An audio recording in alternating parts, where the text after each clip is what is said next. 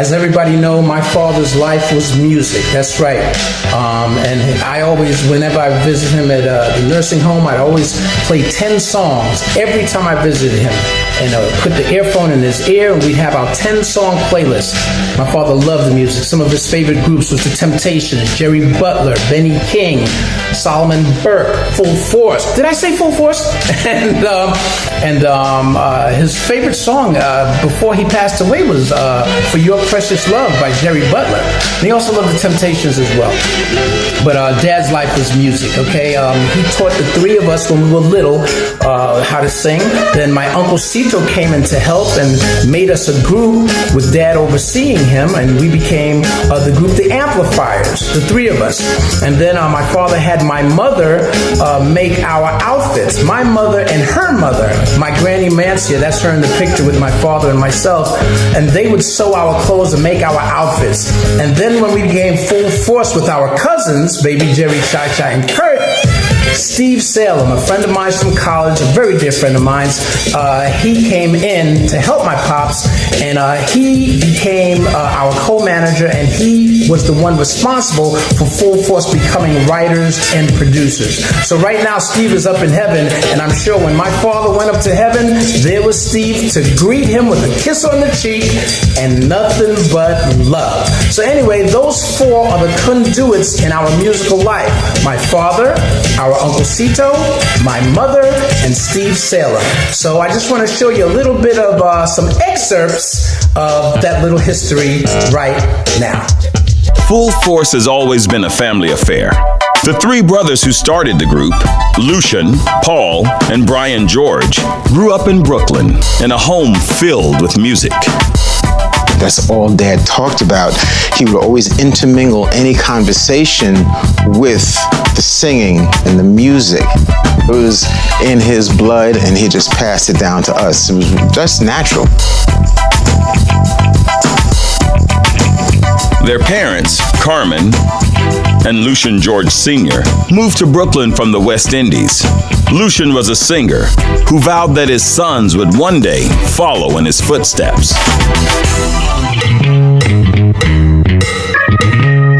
I used to get a tape and listen to the tape and play it back and then tell them, sing behind the tape.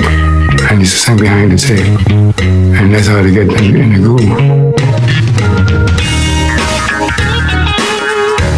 We didn't have real microphones at the time. We used to practice sort of like a vacuum cleaner that had sort of like a mic thing. That was like the center mic, you know what I mean? And we would all perform there. My father made me practice. Otherwise, he'd whip my ass. He'd say, no, you're gonna sing or you do nothing else. So I guess I would sing. One person I had trouble with my younger son because he was just young, you know, but he was still good. He had a good voice and everything. One day I was lying on the bed in my house, and I heard my son Paul singing in the bedroom. So I told his mother, I said, that boy got a voice. So I said, maybe I can work with him too. And about 2 weeks after, my older son, he was kind of jealous because I was working with Paul, so he wanted to sing too. So he said, Daddy, I want to sing. So then I pulled him in, and I started working with him. And then I turned back and reached out for my younger son, which everybody was saying he was too young to sing. He was only 8 years old. But that was Brian. But what about him? After teaching to sing and whatnot, we doing in the shows, he always was good like his brothers. They never take nothing from him because he holds his own. As 8 to 10-year-olds, the three brothers began singing and performing for money outside Harlem's Apollo Theater, and soon made their way inside as well. When the kids go out there to perform, they perform. They're serious when they get out there.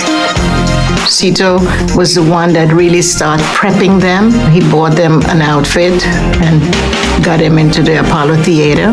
They performed there and they won 4 times in a row.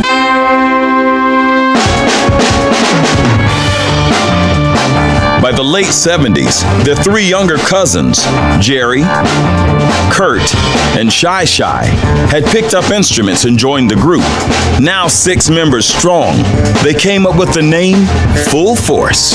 Meanwhile, a friend of Lou's named Steve Salem became the band's co-manager and pushed the group to produce and perform for other artists. At that time, there was no group writing and producing for anybody. Steve Salem told us, y'all do that, then Full Force will get recognized and get a deal of his own.